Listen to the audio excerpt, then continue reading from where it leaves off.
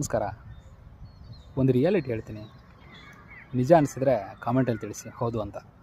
ಏನು ಗೊತ್ತಾ, ಹುಟ್ಟಿಸಿದವರು ತಂದೆ ತಾಯಿ, ಬೆಳೆಸಿದವರು ತಂದೆ ತಾಯಿ, ಖರ್ಚು ಮಾಡಿ ಕಲಿಸಿದವರು ತಂದೆ ತಾಯಿ, ಕಲ್ತಿರೋರು ನಾವು.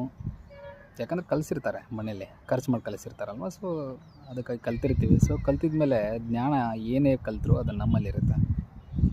ಈ ಜ್ಞಾನ ಎಲ್ಲ ತೊಗೊಂಡ್ಬಿಟ್ಟು ದುಡಿಯೋಕ್ಕೆ ಹೋಗ್ತೀವಿ. ಬೆಂಗಳೂರು, ಪುಣೆನೋ ಎಲ್ಲ ಒಂದು ಕಡೆ.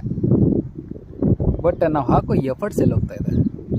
ನಮ್ಮ ಸ್ವಂತಕ್ಕೆ ಇಲ್ಲ. ನಾಲೆಜು ಎಲ್ಲ ಕಲ್ಕೊಂಡು ಬಂದು ಖರ್ಚು ಮಾಡಿದವರೆಲ್ಲ ನಮ್ಮ ತಂದೆ ತಾಯಿ ಕಲ್ಕೊಂಡಿರೋ ನಾಲೆಜನ್ನೆಲ್ಲ ತೊಗೊಂಡೋಗಿ ಒಂದು ಕಂಪ್ನಿ ಎಲ್ಲ ಒಂದು ಕಡೆ ದುಡಿತಿರ್ತೇವೆ ಅಂದರೆ ಅಲ್ಲಿ ನಾವು ಅದನ್ನು ಶೇರ್ ಮಾಡ್ತೀವಿ. ಓಕೆ, ಬೆಳೆಯೋರು ಯಾರು ಅದರಲ್ಲಿಂದ? ಕಂಪ್ನಿ ಮಾಲೀಕ, ನಿಮ್ಮ ಆಫೀಸಿನ ಮಾಲೀಕ. ಹಾಗಾದರೆ ನಮ್ಮದು ಕಲ್ತಿರ್ತಕ್ಕಂಥ ಲಕ್ಷಗಟ್ಟಲೆ ನಾವು ದುಡ್ಡು ಕಲ್ತಿರೋದಕ್ಕೆ ತಿಂಗಳಿಗೆ ಒಂದು 20-25 ಸಾವಿರ ರೂಪಾಯಿ ಕೊಡೋದು ಅದೇ ಫೈನಲ್ಲ? ಯಾಕೆ ನಮಗೆ ಕಲಿಸಿರೋ ನಾಲೆಜನ್ನು ನಾವು ಯೂಸ್ ಮಾಡ್ಕೋಬಾರ್ದು? ಥಿಂಕ್ ಮಾಡಿ ಸರ್. ನಮಗೆ ಹಾಕಿರೋದು ನಮ್ಮ ಪಪ್ಪನ ದುಡ್ಡು ಅಂದಮೇಲೆ ನಾವು ಹೆಸರು ತಂದು ಕೊಡಬೇಕಾಗಿರೋದು ನಮ್ಮ ಪಪ್ಪಗೆ. ಅದನ್ನು ಇನ್ನೊಬ್ಬರ ಕಡೆಗೆ ಹೋಗಿ ಅಲ್ಲಿ ದುಡಿದು ಅಲ್ಲಿ ಕೈ ಚಾಚಿ ರೊಕ್ಕ ಇಸ್ಕೊಂಬರೋದು ಬೇಡ. ಏನಾದರೂ ಒಂದು ಥಿಂಕ್ ಮಾಡಿ. ನಿಮ್ಮಲ್ಲಿ ಟ್ಯಾಲೆಂಟ್ ಇಲ್ಲದಿರ್ತಕ್ಕಂಥ ಮಾಡಿ ಯಾವುದೂ ಇಲ್ಲ. ಪ್ರತಿಯೊಬ್ಬರ ಕಡೆ ಒಂದು ಟ್ಯಾಲೆಂಟ್ ಇದ್ದೇ ಇರುತ್ತೆ. Just utilise that. ಅದಕ್ಕೆ ಅಂತ ತುಂಬ ಪ್ಲಾಟ್ಫಾರ್ಮ್ಸ್ ಇದೆ. ಯೂಟ್ಯೂಬ್ನಂಥ ಪ್ಲಾಟ್ಫಾರ್ಮ್ ಮಾತ್ರ ನನ್ನ ಪ್ರಕಾರ ಯಾವುದೂ ಇಲ್ಲ ಅಂತ ಅನಿಸುತ್ತೆ. ಬಿಕಾಸ್ ನಿಮ್ಮ ಟ್ಯಾಲೆಂಟನ್ನು ನೀವು ಅಲ್ಲಿ ಶೇರ್ ಮಾಡ್ಕೊತೋಗಿ ನಿಮ್ಮ ಚಾನಲ್ ಮೊನಿಟೈಸ್ ಆದರೆ ನೀವು ಈ ಸ್ಯಾಲ್ರಿ ಒಳಗೆ 20,000-25 ಸಾವಿರಕ್ಕೂ ವರ್ಷಗಟ್ಟಲೆ ದುಡಿಯೋದೇನೋ ಅದರೊಳಗಡೆ ಇಷ್ಟೇ ಅಂತ ಇಲ್ಲವೇ ಇಲ್ಲ. ಅರ್ನಿಂಗ್ಸ್ ಆಗ್ತಾ ಹೋಗುತ್ತೆ.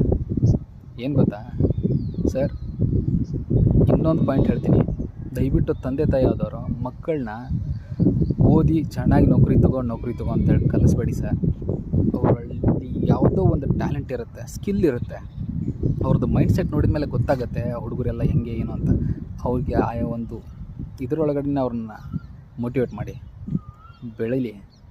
ಉದಾಹರಣೆಗೆ IPL ನೋಡಿದ್ದೀರಾ? 14 ವರ್ಷದ ವೈಭವ್ ಸೂರ್ಯವಂಶಿ. ಅವ್ನು ಹೇಳ್ತಿರ್ಬೇಕು ಅವ್ನು 14 ವರ್ಷ ಅಂತಂದರೆ.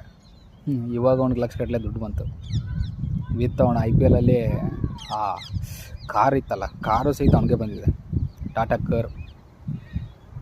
ಸರ್ ಲಕ್ಕೆಲ್ಲ ಹುಡ್ಕೊಂಡೇ ಬರುತ್ತೆ ಸರ್. ಎಫರ್ಟ್ ಮಾತ್ರ ಹಾಕೋದು ಮರಿಬೇಡಿ.